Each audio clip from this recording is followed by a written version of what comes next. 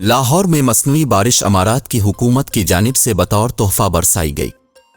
ملک کی تاریخ میں پہلی بار مصنوعی بارش کا تجربہ کیا گیا اور اسموگ کم کرنے کے لیے لاہور کے 10 علاقوں میں پانی برسایا گیا۔ مصنوعی بارش کے لیے 10 سے 12 دن بادلوں کا انتظار کیا گیا۔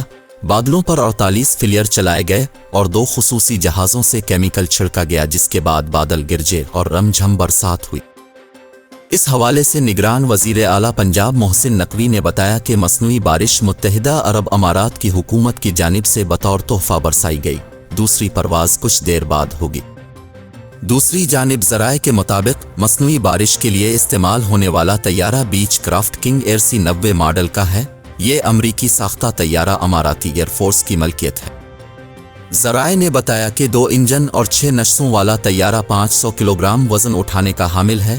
طیارے نے آج لاہور اور شیخوپورہ کے علاقوں کی فضا میں کلاؤڈ سیڈنگ کے لیے اڑان بھری تھی، اور یہ طیارہ گجرانوالہ، موڑ، ایمن آباد اور کاموکی کی حدود میں بھی کلاؤڈ سیڈنگ کرتا رہا۔